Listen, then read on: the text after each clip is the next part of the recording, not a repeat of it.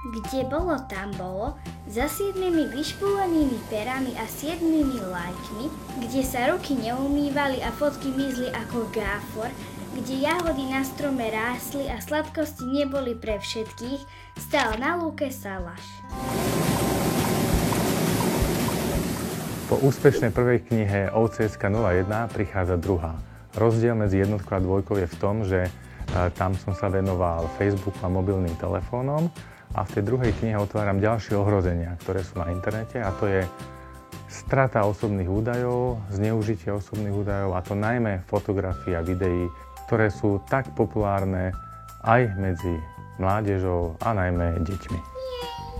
Dôležité je si uvedomiť, že internet je prostriedok v rukách ľudí. Čiže môžu tam naraziť na ľudí, ktorí internet zneužívajú a umiestňujú tam rôzne nevhodné obsahy. A tá prevencia im má vlastne pomôcť, keď narazia na tieto nevhodné obsahy alebo ľudí, ktorí ich môžu chcieť zneužiť, že to tie deti ustoja alebo budú vedieť, ako sa zachovať v takej situácii. Môže nám ešte raz ukážte, ako máte tie svoje správy, obrázky či video hovorí chránené. Deti nám volajú s tým, že ich kamaráti zneužili ich dôveru, zneužili ich fotky alebo videá, ktoré im s dôverou ukázali alebo poslali.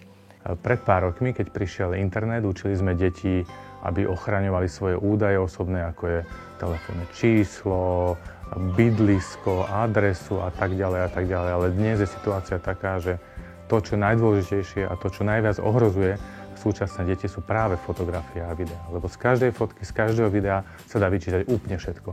Vek dieťaťa, pohlavie dieťaťa, kde býva, kde chodí do školy, čo robí, aké má záľuby.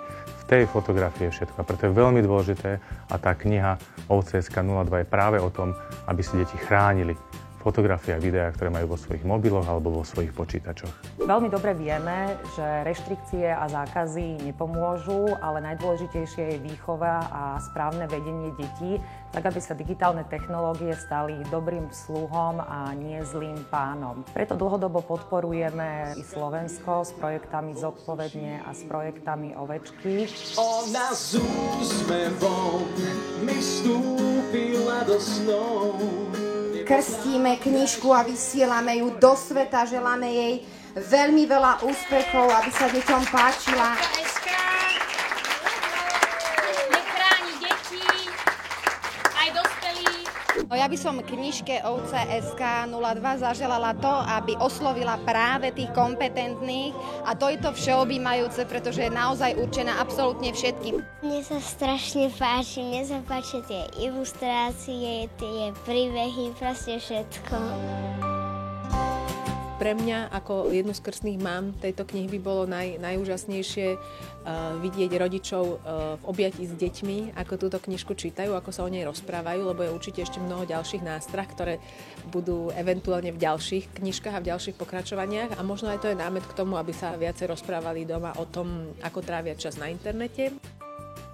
Ja som predtým knižku nemala, ale dcerka mi ukázala rozprávky na internete a strašne bolo fajn, že sme mohli o tom pokecať a veľa veciam, ktoré napríklad nerozumela, tak som jej mohla vysvetliť, a bola naozaj veľmi malička, teraz je už veľká, takže už tým veciam chápe, a som rada, že máme ďalšiu knižku a teším sa na 3., na 4., na 5.